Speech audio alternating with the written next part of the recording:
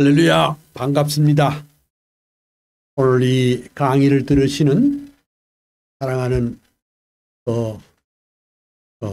학생 여러분, 또 성도 여러분, 또 목사님들, 장로님들 여러분들에게 성삼위 하나님의 은혜와 평강과 복이 넘치시기를 소원합니다. 그동안 아브라함 카이퍼의 사상을 연구하는 중에 지금까지 카이퍼의 성령론에 대해서 말씀을 드렸는데, 오늘 강의는 그것을 빨리 마치고 이 카이퍼 사상의 핵심적인 하나님의 그 영역 주권 사상에 대해서 강의를 계속 하려고 합니다. 이제 앞으로 이제 그 남은 것이 그 카이퍼의 칼빈주의 세계관, 이거 이제 크고요. 그 다음에 또 그 카이퍼의 특별은총론과 또 일반은총론, 또 카이퍼의 구원론, 이런 것들이 이제 있고, 그 다음에 카이퍼의 선교관, 카이퍼의 경건론, 뭐 이런 것들이 있는데 좀 빨리빨리 진행을 했으면 그런 마음이 있습니다. 오늘의 순서는 늘 우리가 하던 대로 요한 칼빈의 사상과 삶을 그 노랫말로 엮은 거 제가 한번 읽고, 그 다음에 아브라함 카이퍼의 사상과 삶을 노랫말로 엮은 거 그거 한번 읽고, 그 다음에 성경 읽고, 이렇게 강의를 시작을 하겠습니다. 그러면은 먼저 요한 칼빈의 사상과 삶을 노랫말로 엮은 거 제가 읽고 하겠습니다.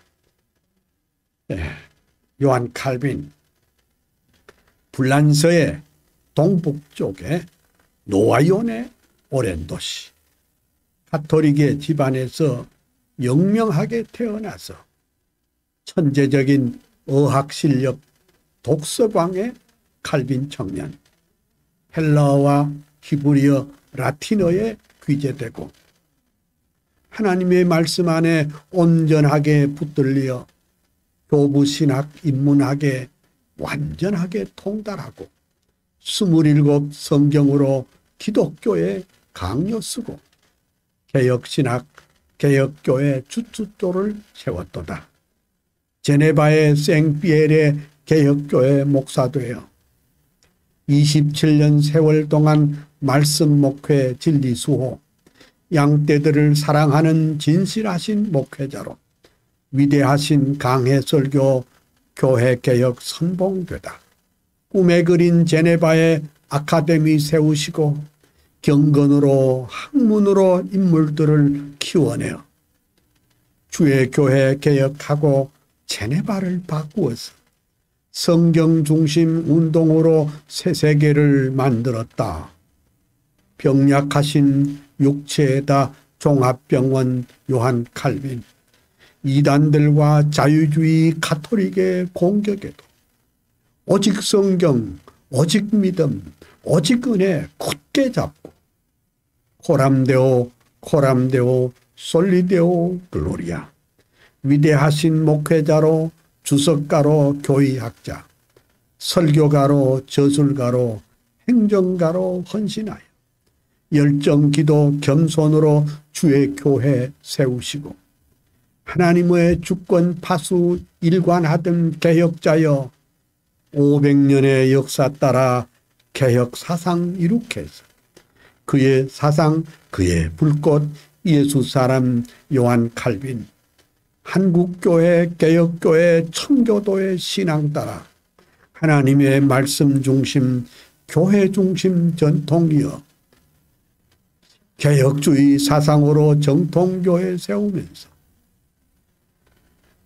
영혼구원 진리파수 개혁신앙 보루되어 예수 한국 복음 통일 민족구원 완수해서 칼빈주의 사상으로 세계 선교 이룩하세. 아멘. 감사합니다. 이제 그 아브라함 카이퍼의 사상과 삶을 노랫말로 엮은 거 한번 또 읽겠습니다. 아브라함 카이퍼가 가신 지도 100년이요. 작은 나라 홀란드에 목사 아들 태어나다. 25세 칼빈 연구 최고 학자 신학 박사. 26세 목사 되어 첫 번 목회 시작하다. 베이스트 목회 중에 역사적인 칼빈 부흥, 우트레흐트 암스테르담 대형 교회 목사 되니 칼빈주의 화신으로 인본주의 대결하고 교회 개혁 챔피언인 목회자요 교수였다.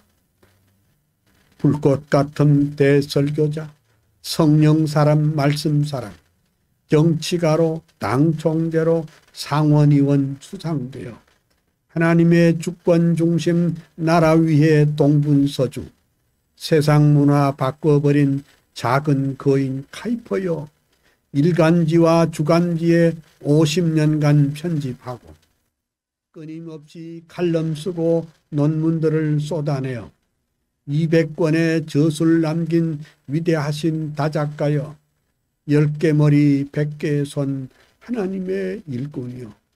브라야 대학교의 총장으로 취임 시에 영역주권 사상으로 세계관을 정립하여 교회 정치, 경제사회, 문화교육, 예술학문 그 중심에 그리스도 왕이 되게 하시었다.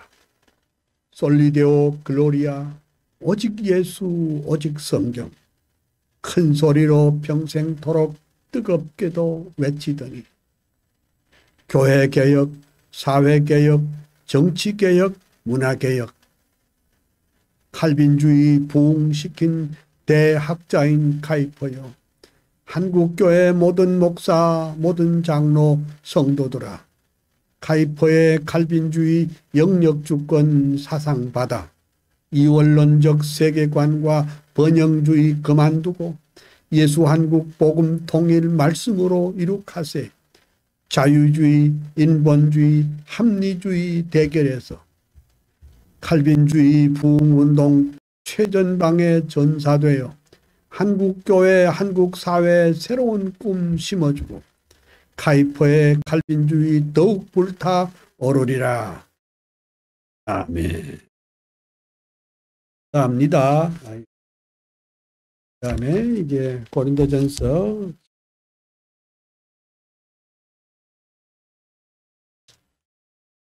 26절에서 몇 절 읽겠습니다.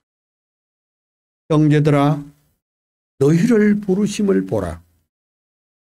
육체를 따라 지혜 있는 자가 많지 아니하며 능한 자가 많지 아니하며 문벌 좋은 자가 많지 아니하도다. 그러나 하나님께서 세상의 미련한 것들을 택하사 지혜 있는 자를 부끄럽게 하려 하시고 세상의 약한 것들을 택하사 강한 것들을 부끄럽게 하려 하시며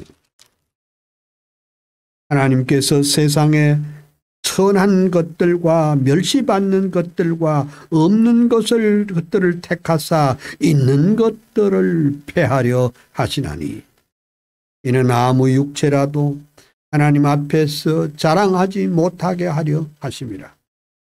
너희는 하나님께로부터 나서 그리스도 예수 안에 있고 예수는 하나님께로서 나와서 우리에게 지혜와 의로움과 거룩함과 구속함이 되셨으니 기록된 바 자랑하는 자는 주 안에서 자랑하라 함과 같게 하려 함이니라. 아멘. 감사합니다. 이게 우리 교환 35페이지를 성령의 사역과 구속운동. 그러니까 이 메시지가 뭐냐 하니까 에, 그 앞에 것을 쭉 연결시켜 보면은 성령의 사역은 사도행전 2장의 오순절 성령 강림만 그 대단한 구속사의 대단한 그 사건이지만은 성령의 사역은 지금도 우리의 구속운동에, 응? 구속운동에, 그러니까 인간이 하나님을 하나님으로 알고 성경을 성경으로 바로 받고 인간이 자기 자신이 죄인인 줄 알고 깨닫게 하고 말씀을 받게 되는, 그리고 구원의 체험을 얻게 되는 이 자체가 바로 성령의 사역이다, 그런 말입니다. 그래서 지금 이 강의를 통해서 수십 번 말했지만은 말씀과 성령이 항상 더불어 역사한다. 그건 칼빈의 신학도 그렇고 카이퍼의 신학도 그렇고 우리 개혁 신학의 모토가 뭐냐? 말씀과 성령이 더불어 역사한다고 제가 매번 말씀을 드렸습니다. 그러니까 말씀 없는 성령 운동 그거 위험합니다. 네? 성령 운동 없이 말씀 운동도 그것도 옳지 않아요. 이 둘은 항상 같이 간다. 그래서 성경이 멈추라는 곳에서 멈추어야 할 것이며 어려운 것은 설명되지 않은 채로 그냥 내비두세요. 인간의 어리석은 결과로 그건 무엇을 덧붙이는 일이 없어야 된다. 그 성경은 명백하게 하나님의 은총의 사역에 있어서 여호와 하나님의 주권적인 능력을 주장하는 곳에는 그냥 비판하지 말고 그냥 들으라. 인간은 하나님의 영광을 방해하거나 하나님의 주권에 대한 절대 순종을 방해하지 말아야 한다. 응? 그 다음에 넘어가서 성령의 특별한 사역이 뭐냐? 그러면 인간의 마음속에 성령께서 들어와서 그 속에서 하나님을 믿을 때까지 하나님의 은총을 선포하는 것이 성령의 사역입니다. 성령 하나님은 삼위일체 하나님 가운데 한 분이요 모든 사역을 성취하십니다. 성령님께서는 우리에게 영적 생명을 소생시키는 사역을 하신다. 그렇게 이해하면 되고, 하이퍼는 또 말하기를 성령님은 창조주 성령 하나님이시다. 그러니까 지금 우리에게 역사하시는 이 성령 하나님은 천지 만물을 창조할 때 삼위 하나님이 동시적으로 역사한 바로 그 하나님이시다. 그러니까 결국 오순절에 역사하시는 그 성령은 오늘 우리에게 역사하시는 똑같은 성령님이시다. 이런 뜻이 되겠습니다. 그 다음 성령께서는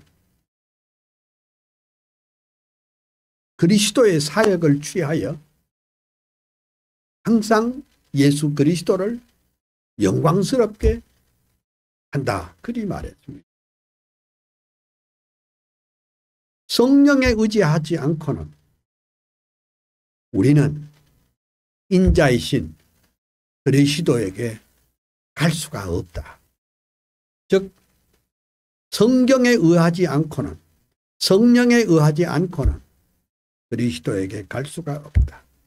하이퍼는 인간의 전적 타락을 전제하면서 인간의 구원은 삼위 하나님이 함께 역사한다고 했습니다.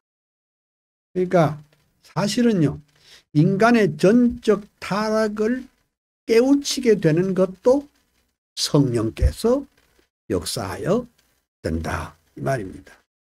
이 세상에 있는 사람들은 자기가 전적 타락된 거 모릅니다. 네.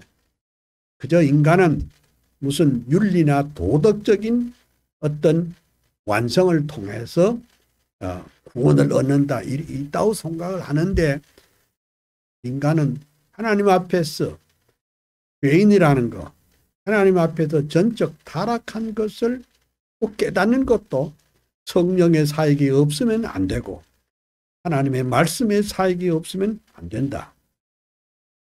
그 다음에 구속 사역은 성경의 사역뿐 아니라 성부와 성자의 사역이 또한 포함이 돼. 물론 성령의 사역이 포함된다. 그 다음에 좀 지나가. 자, 아브라함 카이퍼는 말하기를 구원이 우리가 회개함으로 이루어진다는 교훈 자체를 거부합니다. 근데 요거 좀 잘 들어두세요. 그러니까 우리가 회개하면 구원받는다.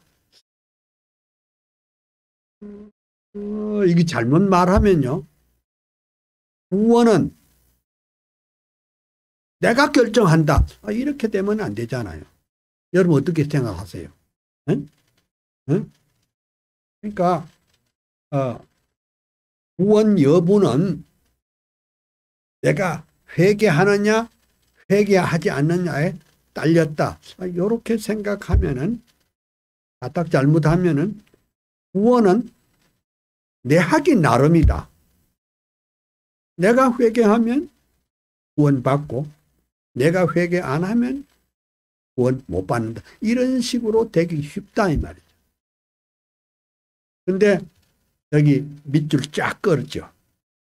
하나님의 은혜, 곧 성령의 사역이 있을 때만 인간은 하나님 앞에 눈물 뿌리며 회개하게 됩니다. 그러니까 내가 회개하고 싶어 한 것이 아니라 내가 회개할 수 있게 된 그 자체가 곧 성령의 사역입니다.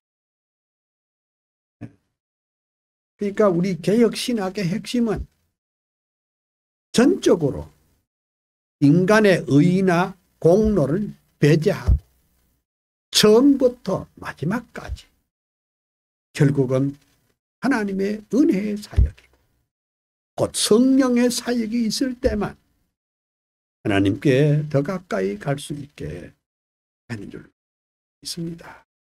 이게 이제 우리 한국의 세상에 예수 믿는 사람들 많아요. 들어 있어요. 그리고 한국에도 교회도 많고 예수 믿는 사람들 들어 있죠. 그러니까 가르치는 사람도 배우는 사람도 설교하는 사람도 설교를 듣는 사람도 이거 우리 개혁주의 신앙을 알아야 돼요. 응? 구원은 내 하기 나름이 아니에요. 나는 안 돼요. 할 수 없어요. 우리는 허물과 죄로 죽었던 것이요. 내가 내 머리로 좀 생각을 좀 바꾼다.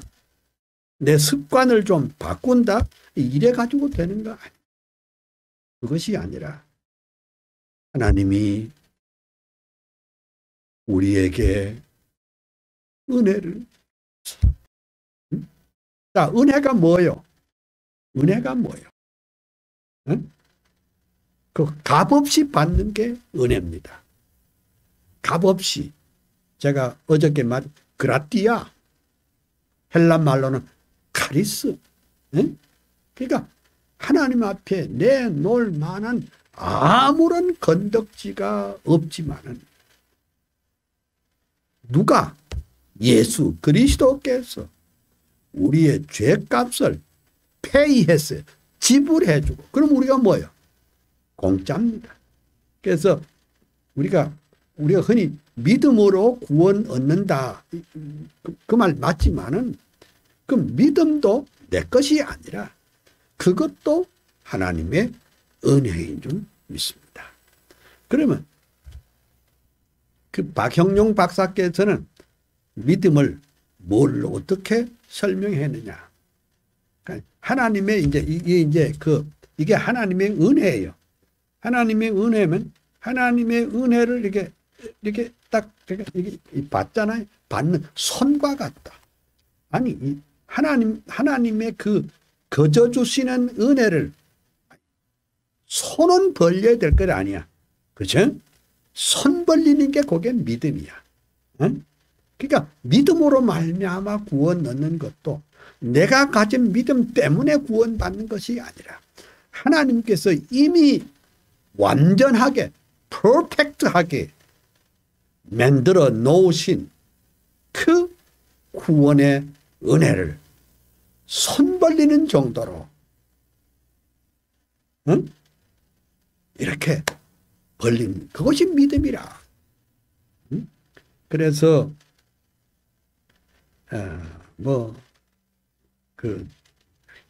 내가 회개하면 구원받는다. 그것도 우리 많은 부흥사들이 댕기면서 그랬잖아요. 회개하라. 회개. 그러면 우리 보고 그러니까 회개하려면 어떻게 해야 되느냐? 말씀과 성령이 함께 해야. 그러니까 뭘 보고 회개를 합니까? 뭘 기준으로 회개를 합니까? 하나님의 말씀의 기준에 응? 만물보다 거짓되고 심히 부패한 것이 인간이라는 것을 성경이 가르쳐주고 허물과 죄로 죽었던 것인 우리라는 것을 가르쳐 주어서 그래서 내가 하나님 앞에 나올 때 나는 하나님 앞에 아무것도 내어놓을 수 없는 죄인인 것을 고백하고 회개가 일어난단 말이에요. 그 회개가 뭐예요? 즉 성령의 사역이라 이걸 아시면 됩니다. 그 다음에 이제 하나 그래도 39페이지 그 하이델버그 캐티키즘 하이델버그 그 스펠이 그 하나 T와 C 그걸 이어져야 되는데 그걸 떨어졌네요. 하이델버그 캐티키즘 하이델버그 요리문답 거기 뭐라고 그렇게 됐느냐? 우리는 하나님의 성령에 의해서 중생된다. 그렇게 말했습니다. 그래서 우리 정통 개혁교회의 신조 가운데는 우리가 아는 것, 벨직 신앙 고백, 하이델버그 신앙 요리문답, 웨스트민스터 신앙 고백, 도르트 신경 이 모든 것이 사실은 우리 개혁교회의 신조다. 그렇게 봅니다. 그러면 이 개혁교회 신조가 뭐냐? 정말 진실한 학자들이 모여서 성경을 깊이 있게 연구하고 만든 교리가 이런 교리들입니다. 그래서 하이델버그 캐티키즘은 우리는 하나님의 성령에 의해서 중생된다. 다시 말하자면 내가 회개하니까 중생된다. 그게 아니고 하나님이 성령에 의해서 새 사람 된다. 이 말이죠. 그 다음에 22조 하이델버그 캐티키즘 22조에 뭐라고 되어 있느냐? 우리가 이 위대한 참 지식에 도달되면 성령께서 우리의 마음속에 올바른 믿음을 가지고 하나님의 온유로 주 예수 그리스도를 맞이하는 것이다. 그러니까 성령의 사역으로 응? 하나님의 그 위대하신 사랑과 은혜를 응? 영접하는 것이다. 그렇게 말할 수 있습니다. 그러니까 하나에서 10가지가 다 성령의 사역이 없으면 이거는 안 된다. 그렇게 말을 했습니다. 근데 이제 하이델베르 캐티키즘은 그 독일에서 근데 그 하이델베르 캐티키즘을 만든 그 울시누스와 올리베이탄 누스 그 사람 다 20대예요. 20대 위대한 그 신앙 고백을 만들었고 그저께 말씀하지 않았어요. 그 벨직 신앙 고백은 그 기도 더 브레스라고 그분이 그걸 만들었는데 47살에 그 신앙 고백 만들었다고 로마 캐톨릭이 그를 목을 매달아 교수형으로 죽였습니다. 지난번에 그 기도 더브레스가 사랑하는 아내에게 보내는 마지막 편지를 다 읽어드렸죠. 예. 그 화란에는 하이델베르 캐티키즘을 독일에서 화란말로 번역했다고 죽여버렸습니다. 그 사람도 교수형으로 죽였습니다. 여러분 이게요 참 우리의 그 신학체계 신앙체계 오늘 우리 한국 교회에서 믿는 이런 신앙이 이게 뭐 우찌우찌 하다가 여기까지 온 것이 아니라 얼마나 많은 순교자의 피를 흘리고 얼마나 많은 사람들이 생명을 걸고 주의 나라와 교회를 위해서 복음을 위해서 말씀을 위해서 일했는지 여러분 그거 잊지 말아야 할 것입니다. 그 다음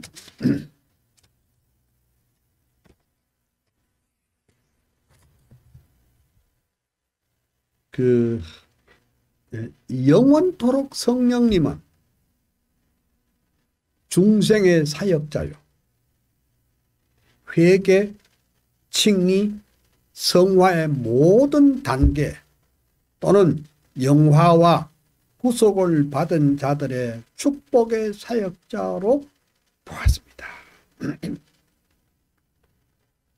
그러니까 성령 하나님은 우리의 구원 운동의 전 과정에 개입하지 않는 부분이 없다.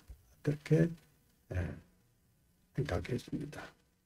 그래서 우리가 이제 사실은 우리 하나님께 기도하고 또 뭐 예수님께 기도하고 또한 우리가 성령님께 또 기도해야 됩니다. 성령 하나님이시니까 그 삼위 하나님께 우리가 다 기도해야 됩니다. 우리가 무슨 성령을 저기 어디에 있는데 그 우리 왜 이전에 찬송가에 그런 게 있죠. 뭐 성령이여 강림하사 뭐 이렇게 말하는 성령을 내가 초청하는 듯이 그렇게 하는데 아닙니다. 우리가 참 말씀 앞에 꼬꾸라지고 또 그러면 성령께서 우리 마음속에 역사하시고 회개할 마음을 주시고 우리를 의롭다 하시고 성화의 과정을 거쳐서 구원의 영화에 이르도록 성령께서 부단 없이 우리를 위해서 일한다는 사실을 알아야 합니다. 그 다음에 성령의 사역이 설교자들과 함께 하신다. 예, 성령의 사역이, 그러니까 목사님들의 설교는 성령의 사역입니다. 근데 이걸 아셔야 됩니다. 그러면 강단에 설 때만 성령께서 역사 아닙니다. 설교자는 성경을 이렇게 펴고 말씀을 상고하고 묵상할 때도 성령께서 역사합니다. 그거 아세요? 그러니까 그 말씀을 목사님이 설교자가 깨닫는 것도 성령의 사역입니다. 그러니까 이 성령의 사역이 없으면 말씀을 깨달을 방법이 없습니다. 이건 제 경험인데요. 아니, 목회도 많이 했거든요. 목회를 해보면 왜 그렇게 주일이 빨리 돌아와요? 응? 왜 그렇게 주일이 빨리 돌아와? 어떤 때는 성경 본문과 제목을 잡아야 되는데 창세기에서 계시록까지 다 이렇게 봐도 떠오르지 않는 때가 있어요. 그때 설교자는 참 답답합니다. 정말 답답합니다. 예. 그런데 하나님이 은혜를 주시면 성령께서 역사하시면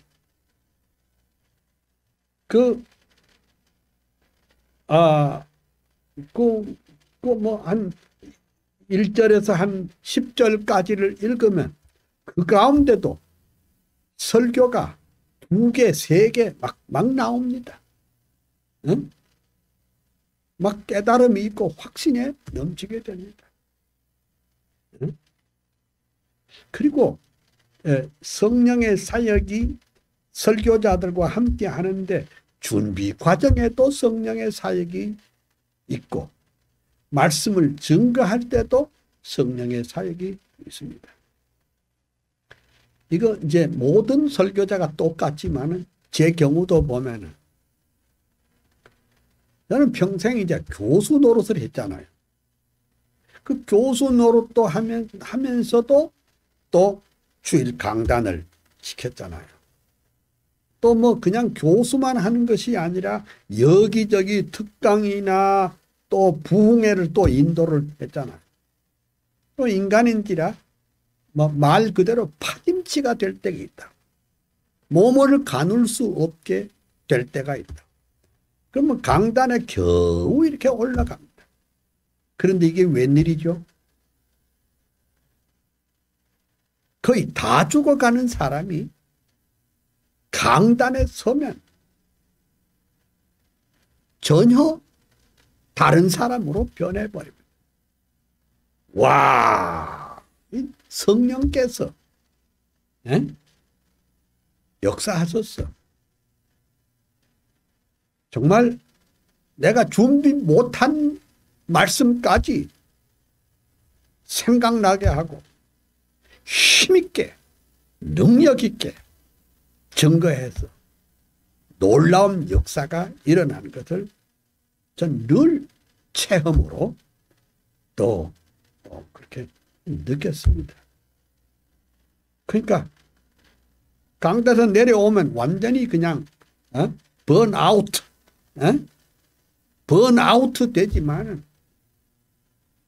일단은 강단에 올라가면은 어디서 그렇게 새 힘이 생겼는지 어디서 그렇게 능력이 나오는지 모를 정도로 새 힘을 얻게 된 것을 저도 체험적으로 알고 있습니다.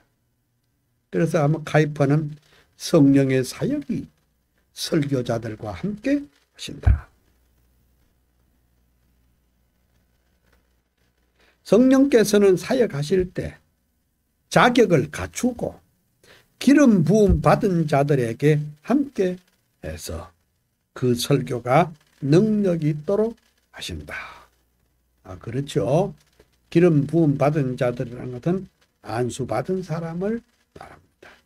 물론 뭐 전도사님들도 설교는 가능하지만은 우리 그 대한예수교 장로의 헌법에는 전도사는 전도하는 사람이 전도사잖아요.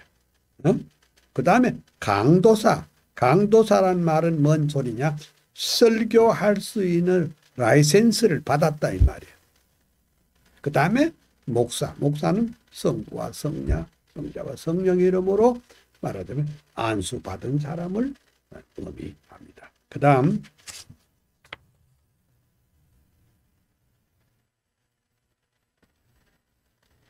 이제 택자들을 하나님의 택한 백성을 부르는 것은 목사가 아니라 하나님이십니다. 예. 그러니까 저도 전도를 좀 해봤거든요. 이야, 내 힘으로 안 돼요. 이런 듣기 좋은 말로 논리적으로 합리적으로 전 안 되더라고요. 그런데 하나님이 하십니다.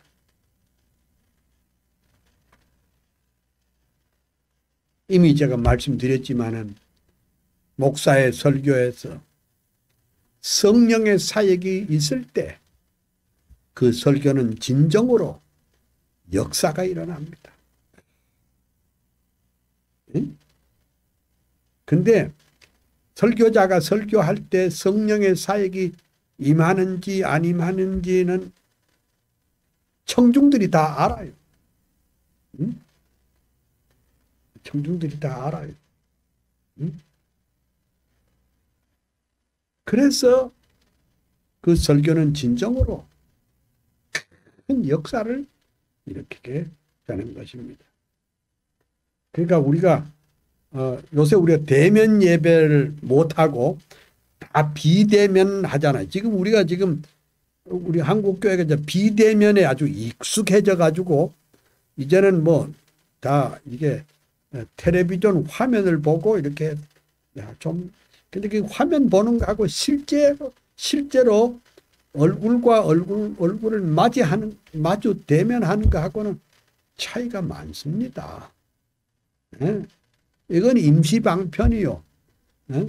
이거는 그냥 그 문명의 이기로 지금 좀 이렇게 하는데 이게 아닙니다. 사실은 예배는 그 목사님과 성도들이 같은 공간에서 예배를 함께 드려야 되는 것입니다. 예. 그 성령의 사역이 그냥 기계적으로 되는 건 아닙니다. 예. 그렇게 그리고 이제 제가 이런 경험이 있어요. 오래전에 제가 천마산 기도원에 가서 40일간 기도를 했습니다. 그러니까 월요일 날 올라가서 토요일 오후에 내려와 가지고 주일 보고 또 올라가고 그 다음에 또 올라가고 내려가고. 근데 내가 은혜를 받으니까 교인들이 달라지는 거예요. 응? 그 어떤 교인들은 사실인지 아닌지 모르지만 목사님의 뒤에 후광이 보이더라 이런 말까지 있었어요. 그만큼 감화력이 있었다는 그런 뜻이겠죠. 난 그리 생각을 하는데 그러니까 얼마만큼 준비했고 얼마만큼 기도했고 얼마만큼 확신에 넘치는가에 따라서 그 감화력이 달라질 것이고 봅니다. 그 다음에 이제 그 카이퍼의 그 메시지는 뭐냐? 아니, 성령께서는 설교자에게만 역사하는 게 아니고 청중의 마음에도 똑같이 역사합니다. 그 청중의 마음에 어떻게 역사가 되느냐? 설교를 들을 준비가 돼야 돼. 마음의 준비가 돼야 돼. 응? 그러니까 솔직히 예배당에 앉아 있다고 마음이 거기에 다 있는 것도 아니란 말이죠. 응? 예배당에 앉아 있는데 마음은 오늘 비즈니스 하는데 거기 가 있을 수 있고, 예배당에 가 있기는 있는데 마음은 부산에 가 있고, 어떤 사람은 저 미국에 가 있고, 어떤 사람은 중국에 가 있고, 어떤 사람은 런던에 가 있고, 그럴 수 있잖아요.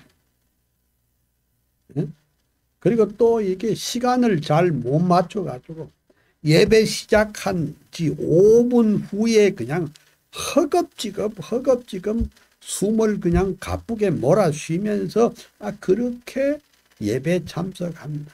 그 은혜를 받을 수가 있나요? 안 되지요. 저는 지금도 저는 이제 은퇴 목사지요. 은퇴 목사지만은 내가 예배 시간 30분 전에는 꼭 내가 앉던 자리에 앉아서 그 30분 동안 준비를 합니다. 그렇잖아요? 이게 기본 아닙니까? 여러분 어떻게 생각하세요? 그 기본입니다. 그래야 할 때 은혜가 된다. 그러니까 성령께서는 설교자에게만 역사하는 것이 아니라 그 설교를 듣는 청중들에게도 성령께서 똑같이 역사한다. 그 다음 42페이지. 성령님은 성경 말씀과 함께 임하십니다. 그 말씀은 영감된 말씀이고 그 성경은 준비된 말씀이지요. 성령 자신이 거룩하게 기록한 것이 우리가 지금 보고 있는 성경입니다. 제가 늘 말했죠. 성경을 믿는 자가 곧 그리스도인입니다. 그리스도인이라는 것은 성경을 믿는다는 그 말입니다. 성경을 믿는다는 것은 삼위 하나님을 믿는다는 뜻이죠. 성령님께서는 역사적 신앙 고백의 발전과 목회자들을 통해서 얼마나 놀랍게 역사하며 성령님은 형태로나 생각에서 설교자에게 찾아오시고 그를 사로잡아 주십니다. 설교자도 결국은 하나님의 도구 아니겠습니까? 응? 설교자가 모든 것을 다 할 수가 없습니다. 근데 우리가 참 내가 여러 번 말했지만 오늘 우리 설교자가 말씀과 성령에 붙들릴 생각은 안 하고 그냥 좋은 말로 성도들의 그 청중들의 환심을 살려고 하는 설교자가 되어서는 안 됩니다. 좋은 말은 스님도 하잖아요. 좋은 말은 신부님도 하잖아요. 좋은 말은 모든 종교가들이 다 좋은 말 다. 그러니까 좋은 말 들으려고 예배당에 나와서 설교를 듣는 거 아니잖아요. 좋은 말이 아니에요. 복음을 듣기 위해서 나왔습니다. 그러니까 설교자는 하나님의 인스트루먼트, 도구입니다. 그러니까 설교자는 하나님의 나팔수입니다. 도구예요. 네? 그러니까 전적으로 말씀과 성령을 의지해야 된다. 이것을 말씀을 드릴 수밖에 없습니다. 그러니까 쓸데없이 인문학 강의하지 하면 안 됩니다. 인문학 강의를 하면은 그것은 주님의 말씀을 전하는 것이 아닙니다. 복음을 전해야지. 내가 전에 말했죠. 아이고 목사님 맨날 똑같은 소리 하면 성도들이 안 듣습니다. 뭔가 좀 새롭게. 아니 성경에 뭐라고 말했습니까? 해 아래 새 것은 없다고 그랬어요. 뭔 새 겁니까? 응? 아니 이미자 씨의 동백꽃 아가씨 그거 50년도 더 불렀는데 그 50년도 더 불렀지만은 크게 모두 정말로 좋아하고 그러잖아요. 아니 이 하나님의 말씀은 2000년 전이고 3000년 전이고 그보다 더 오래됐지만은 그 이 말씀이 있어야 우리 인생들이 변화되고 새롭게 되고 살아날 줄로 믿습니다. 근데 이제 설교자가 그 청중의 영적 상태를 잘 알지 못해도 성령의 사역에 의해서 말씀의 안내와 준비를 하게 하신다. 예.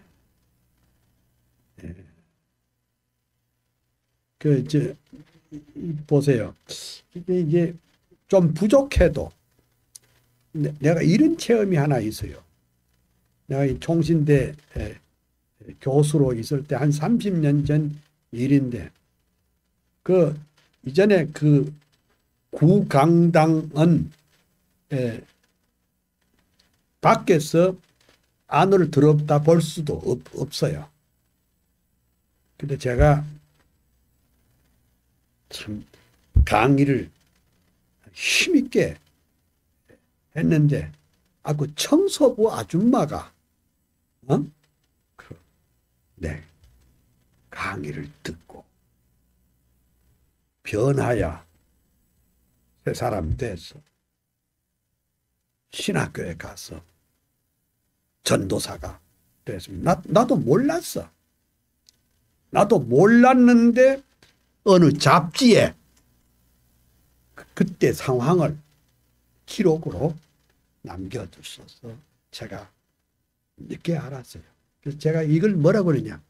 복음의 유탄이라. 나 그 사람 보고 말한 적이 없어. 그분 보고 말한 적도 없고 눈도 맞춘 일도 없어. 그냥 음성이 나가서 그분의 가슴에 꽂힌 거예요. 예. 혹시 모르죠? 이 방송을, 이 유튜브를 듣고 계시는 여러분들 가운데서도 또 제 강의를 듣고 엄청난 변화가 일어날 사람도 있을지도 모르겠습니다. 나 이것을 복음의 유탄이라고 그럽니다. 응? 난 여러분들의 눈도 못 보고 코도 못 보고 얼굴을 볼 수가 없습니다. 그저 내 혼자 일방적으로 지금 카메라 앞에서 여러분들을 맡고 있습니다. 그렇지만은 이 복음의 유탄이 여러분의 가슴 속에 또 파고들 수가 있다. 그러니까 생각지도 못한 터에 하나님께서 성령께서 역사한다는 것을 알게 되었습니다.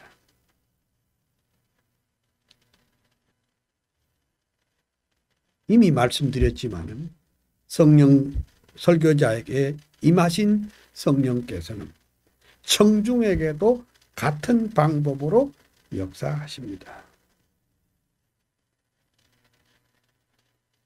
그래서 이제 이게 그 아브라함 카이퍼 얘기가 뭐냐? 유능한 설교자만이 구령운동에 큰 일을 한다.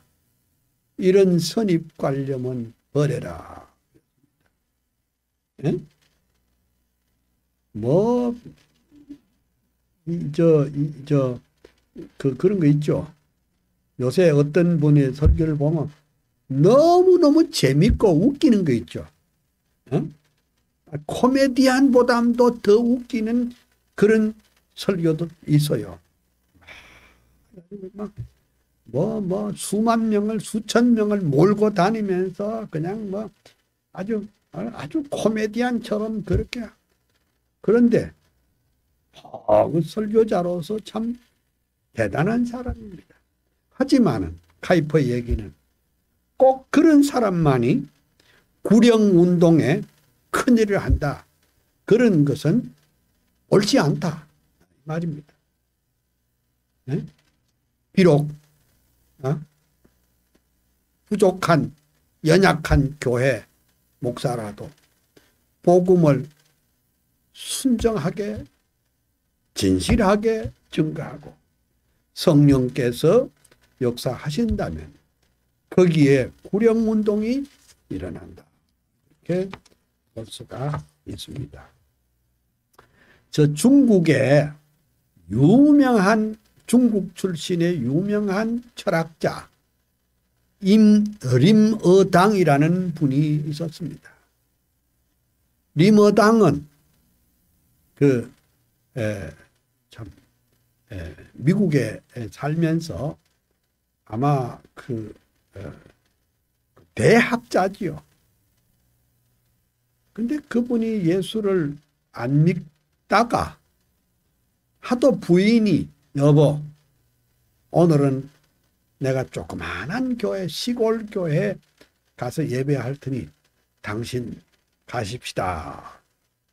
근데 이마당이 따라갔어요. 야, 그런데 대철학자가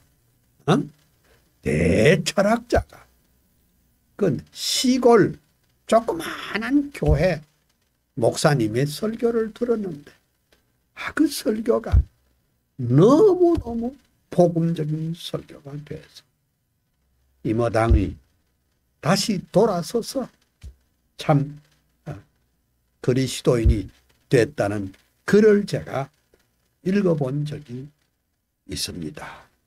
예.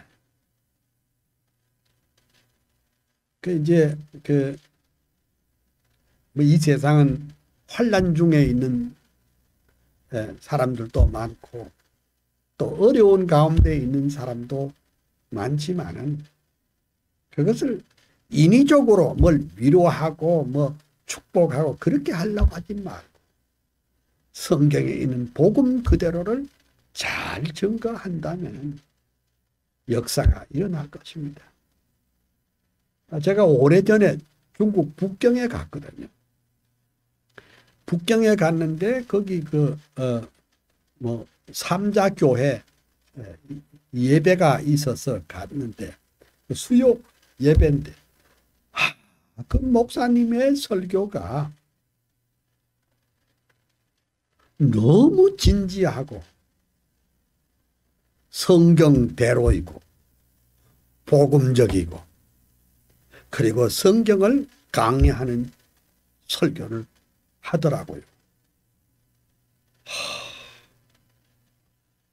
아니 나는 한국에서 그런 설교 별로 못 들어봤는데 그렇게 하더라고요. 그럼 나도 모르게 벌쩍 손을 들고 내가 오늘 특별 찬양해도 좋겠습니까? 그래 특별 찬양 하라 그래서 내가 주 하나님 지으신 모든 세계 내 마음속에 그리워볼 때 그 찬양을 내가 아주 한번 불렀다고요. 응?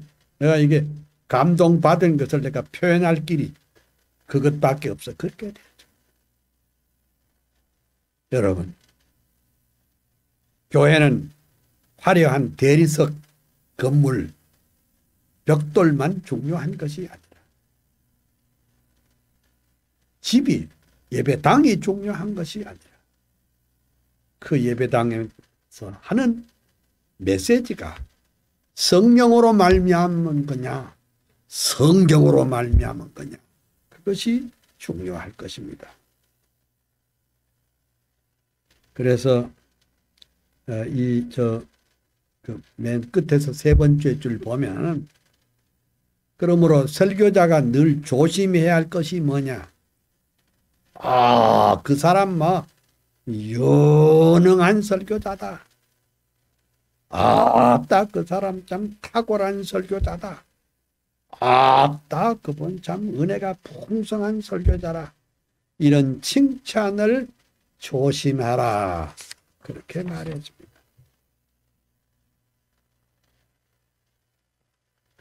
그 다음에 이제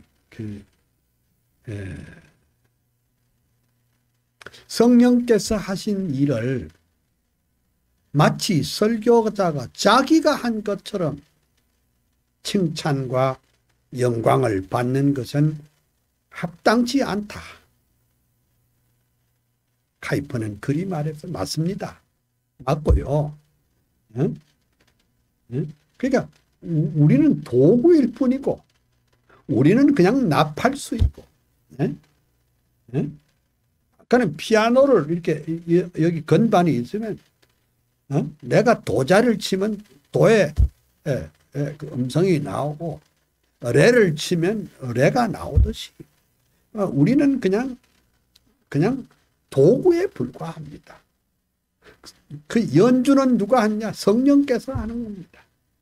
성령께서 그렇게 합니다. 근데 마치 설교자가 유능해서 된 것처럼 칭찬과 영광을 받으려는 것은 합당치 않다. 근데 대부분의 설교자가 이런 시험에 빠지고 있다는 사실도 사실입니다. 카이퍼 입장에서 보면은 설교자가 단독적으로 무엇을 할 수 있다고 덤비는 것은 하나님의 주권을 무시하는 태도이다. 그러니까 우리는 끝까지 마지막까지 언제나 하나님께만 영광, 하나님께만 찬양, 하나님께만 존귀, 하나님의 주권만을 인정할 수 있어야 된다. 그 다음에 설교할 때 청중 자신의 결단에 의해서 구원이 좌우되는 듯한 발언도 하나님의 주권을 무시하는 것이다. 아니, 지금 카이퍼의 이런 강의를 들으면, 이거 지금까지 우리가 들은 거하고 좀 다른데 이런 생각을 가질 겁니다. 응? 응? 특별히 어떤 교단에서는, 지금, 결단하십시오. 자꾸 이렇게 말하고, 또 지금은 내가 회개하면 하나님이 은혜 주신다. 아니에요. 하나님이 은혜 주시면 회개하는 겁니다. 구원이 내 결단에 의해서 좌우된다는 것 같은 발언을 설교자가 하면은 효과는 있을지 몰라. 그렇지 않아요? 효과는 있을지 몰라. 하지만은 이거 하나님의 주권을 무시하는 것입니다. 그건 내 하기 나름이다. 자, 이런 식으로 돌아가면은 이 성경에 이 깊고 오묘한 하나님의 그 사역, 성령의 원의 사역을 말하자면 뒤엎는 그런 꼴이 될 수밖에 없습니다. 또 이런 말도 하죠. 한 장 넘겨서 지금 당신은 스스로 회개하지 않으면 안 된다. 이런 선언도 있는데 그러니까 막 그냥 책망하면서 막 당신 스스로 회개하시오. 근데 이것도 하나님의 주권을 무시하는 것이요. 하나님의 주권적인 은혜가 없으면 죄인이 회개할 수도 없고, 성령의 역사가 없으면 죄를 깨달을 수 있는 방법이 없습니다. 말하자면 우리가 전적으로 아버지에게 다 맡기면 하나님께서, 성령께서 역사하여 주신다. 카이퍼는 설교에 있어서도 인본주의 사상을 배격하고 하나님 중심 신앙으로 바로 이해해야 한다고 말했습니다. 그러니까 인본주의 사상이냐 신본주의 사상이냐. 우리 한국 교회는 우리 자신도 모르게 인본주의 사상, 인본주의 세계관, 인본주의 학문, 인본주의 철학, 인본주의 세계관이 다 들어가서 이게 모든 분야에 이렇게 되고 있는 것을 우리가 볼 수가 있는데, 우리가 조심해야 되겠다. 하나님의 주권적 은혜가 없으면 죄인이 회개할 방법도 없고, 성령의 역사가 없으면 죄를 깨달을 방법도 없다. 그 다음에 하나 또 넘어가서, 자, 카이퍼는 그의 책 성령의 사역, The Word of the Holy Spirit at the Werk van de Heilige Geest, 성령의 사역 제3권 마지막 장에 기도론을 쓰고 있는데, 칼빈의 기독교 강요 3권 23장의 기도를 다른 것과 아주 비슷합니다. 기도의 형식이 기도에 영향을 주는 것은 아니다. 기도는 단순히 사상적 신음이나 눌린 영혼의 구원을 찾는 탄식일 수도 있다. 아주 거창한 미사 여구를 하는 것만 기도가 아니라 정말로 영혼 깊은 곳에서 우러나오는 탄식일 수도 있다. 또 기도는 심지어 말이나 노래에 포함될 수도 있다. 하나님이 살아계셔서 기도의 소리를 들으신다는 의식이 있는 한 사람은 하나님에게 직접 그 뜻을 아뢰을 것이며, 하나님의 임재를 의식할 때 기도의 특성은 나타납니다. 그러니까 기도의 그 밑바닥 근저에는 역사하시는 성령으로 말미암아 각종 기도의 형태를 우리가 식별할 수 있다. 이제 이 카이퍼는 얘기하기를 기도의 형식보다 더 중요한 것은 사실상 성령께서 우리를 위해 기도해 주신다는 사실입니다. 그러니까 우리가 하나님께 기도하잖아요. 그러면 성령께서 우리를 위해서 기도해 주신다.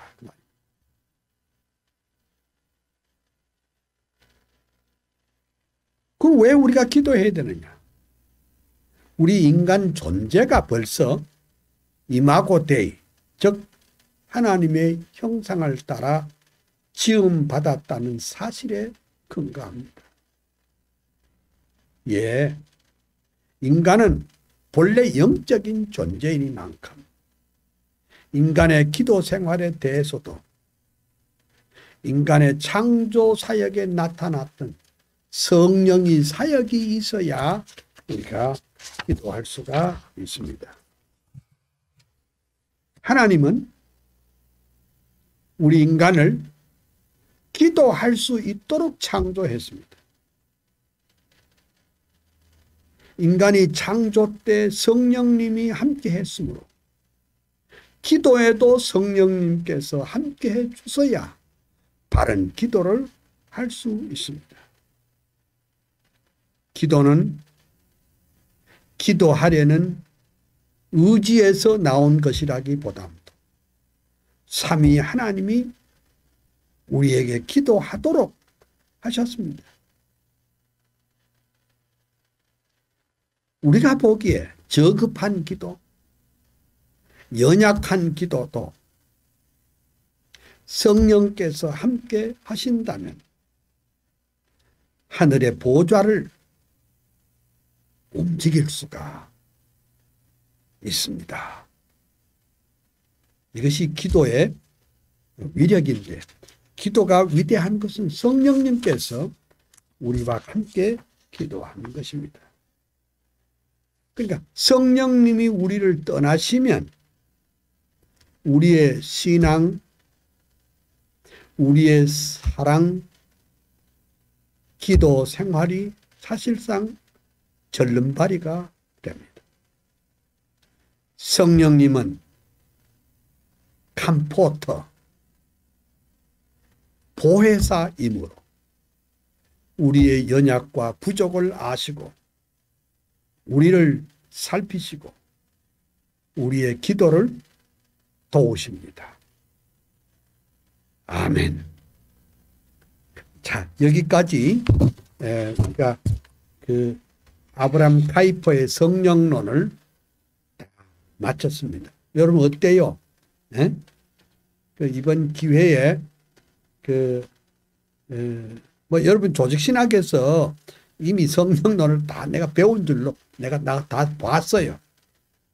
근데 그거는 그거고 아브라함 카이퍼, 그러니까 칼빈의 성령론, 아브라함 카이퍼의 성령론을 통해서 정말 우리는 놀라운 것을 발견할 수가 있습니다. 시간이 좀 있기 때문에 일단 영역 주권을 시작하고 이따 마치겠습니다. 시작하십니다. 1번, 2번, 예.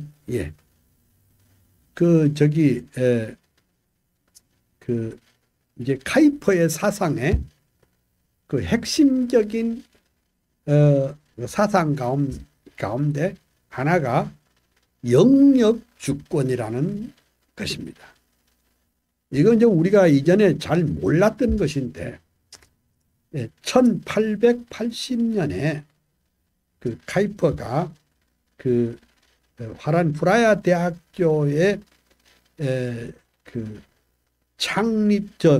총장으로 취임하면서 또 학교를 설립하면서 행한 유명한 연설이 영역 주권, 그러니까 영역 주권 사상을 모르면 카이퍼를 모르는 것이고 카이퍼를 모르면 영역 주권 사상도 모른다, 이렇게 볼 수 있습니다. 근데 이게 이제 영역 주권이라는 말을 우리말로 영어로 하면 그 sphere of the 그러니까 sovereignty of the sphere, 그러니까 영역의 주권 뭐 이렇게 번역했는데 저 이제 그 끄링이란 말이 영역이란 말인데 그거는 이제 이런 어떤 뭐 우리가 말하는 뭐 이런 뭐 장위동 영역 그런 게 아니고 끄링이란 말은 그 화란 말로 원이라 그 말이 이렇게 원, 둥근 원이라 이 말이에요. 예? 그럼 왜 원이란 말을 썼을까? 그 원이란 말은 딴 게 아니고 우리가 그 원이란 말은 어쩌다가 씁니까? 반드시 중심이 있어야 원이 되죠. 응? 하나의 중심을 두고 똑같은 거리에 있는 수많은 점의 연속이 그게 원입니다. 예. 그러면 보십시다. 원이 하나가 있다는 말은 뭐예요? 중심이 하나 있다는 말. 원이 세 개란 말의 의미는 뭡니까? 중심이 세 개란 말. 원이 10개란 말은 뭡니까? 중심이 10개라는 그런 뜻이죠. 그래서 이것을 그 공부를 할 텐데 우선 이해가 잘 안 되겠지만은 좀 살펴보겠습니다. 네, 카이퍼는 국가가 주도하는 인본주의 세계관을 가르치는 대학교에 반기를 들고 순수한 복음적인 학교, 즉 칼빈주의적 세계관을 가진 대학을 세우는 꿈을 가졌습니다. 여러분, 그러니까 그 당시에 그 유럽 국가가 다 그랬지만은 파란 대학이 전부 다 국가가 국립대학뿐이었습니다. 그런데 국립대학의 대학 교수를 누가 임명하느냐? 정부가 또 임명을 합니다. 근데 그때 당시에 그 정부, 정치와 경제, 사회, 문화 모든 영역의 사상이 뭐냐? 하나님 없는 불신앙, 인본주의 세계관을 가르치고 인본주의 세계관을 가진 사람이 정치하고 경제하고 문화활동 다 그렇게 돼. 그러니까 세상 시스템이 그렇게 되어 있습니다. 그러니까 카이퍼의 가슴 속에는 그러면 칼빈주의적인 신앙을 가진 우리 자녀들은 이렇게 인본주의 세계관을 가르치는 대학교에 가서 그러니까 다 거기에 물들어 버리고 그런 세계관을 가지면 어떻게 되겠느냐. 그러니까 사립대학을 세워가지고 정말로 순수한 그 칼빈주의적인 세계관을 가진 대학을 세우는데 우리가 올인해야 되겠다. 그렇게 이제 생각을 한 겁니다. 여러분 지금 오늘 우리 그 한국과 한번 비교를 해보세요. 뭐 한국에는 국립대학도 있고 공립대학, 국공립대학도 있고 또 뭐 사립대학도 많이 있지만 그 이사들 그 다음에 정부 지도자들이 참 다 인본주의 세계관을 가진 오히려 반기독적인 그런 세계관을 가진 유물주의적인 세계관을 가진 합리주의적인 세계관을 가진 사람들이 막 조직적으로 다 그냥 요소요소에 다 배치가 되어 있습니다. 예. 그러니까 교육이 얼마나 중요합니까? 오늘 우리 대학들이 뭐 교수들이 뭐 학문은 훌륭하지만은 세계관이 순인본주의 세계관을 가진 사람이요. 하나님이 없는 불신 사상을 가진 사람들이 있습니다. 그런데 우리 한국에 제대로 된 칼빈주의적인 대학이 좀 있었으면 했는데 누가 그런 꿈을 꾸는 사람이 들어 있기는 있었지만은 뭐 그러다가 말았고, 또 학교가 커지니까 또 세속화돼서 인본주의 세계관을 가진 그런 변질되고 말았습니다. 예수 믿고 구원 얻는 사람이 많아도 국가나 사회나 학문이나 예술이나 교육의 모든 분야가 구조적으로 무신론적이고 인본주의 사상 체계를 갖고 있다면 개혁주의 사상의 정체성을 지키기에 어렵다. 카이파는 그런 판단을 했습니다. 나중에 말씀드리겠지만은 우리가 이제 이런 이 거대한 인본주의 이 틀 속에 이런 시스템 속에 중요한 것은 우리가 시스템을 바꿔야 된다. 시스템을 바꾸지 아니하면 새롭게 될 수가 없다. 이 땅에 하나님의 나라를 건설하고 이 땅에 주의 영광을 위해서 일하려면 이 모든 세속화된 사상, 인본주의 세계관과 맞짱을 좀 떠야 되겠다. 이 무신론적인 시스템, 인본주의적인 시스템에 반대해서 철저하게 하나님 중심의 그 시스템을 만들어 가야 되겠다. 그러니까 뭐 다음 주에 다시 말씀드리겠지만 영역, 그러니까 뭐 예를 들면 교육의 영역, 가정의 영역, 정치의 영역이 있잖아요. 그 중심에 예수 그리스도를 왕으로 하자 이겁니다. 예? 그러니까 우리 가정이 있습니다. 가정에 요새 사람 다 결혼도 안 하잖아요. 예? 뭐 가정이 지금 없어져 버리고 있어요. 예? 가정은 하나님의 명령입니다. 그런데 가정의 주인이 누구예요? 우리는 생각하기를 가정의 뭐 주인이 둘이에요. 바깥 주인도 있고 안주인. 우리 안주인 바깥주인. 그거 틀렸어요. 가정의 주인은 주 예수 그리스도이십니다. 아내도 남편도 우리 주인 되시는 그리스도에게 순종함으로 복되고 아름다운 가정을 이루었다는 것입니다. 오늘 요만큼 하고 또 다음번에 이걸 계속 하도록 하겠습니다.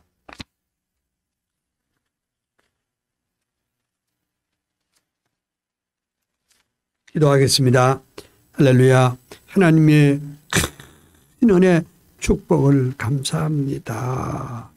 청교도 신학원 우리 모든 학생들 이 방송을 듣고 있는 전도사님 또 장로님 그리고 목사님 모든 평신도들에게 하나님이 복을 허락하여 주소서. 정말로 깨어나게 해주시고 이 땅의 거짓된 사상 체계가 한국 전체를 다 지배하고 있는데 우리 사랑하는 주의 자녀들이 깨어서 참 남자답게 강건하게 깨어서 죄를 세상을 발 아래 짓밟고 힘있게 걸어가게 하여 주옵소서. 예수님 이름 받들고 기도합니다. 아멘.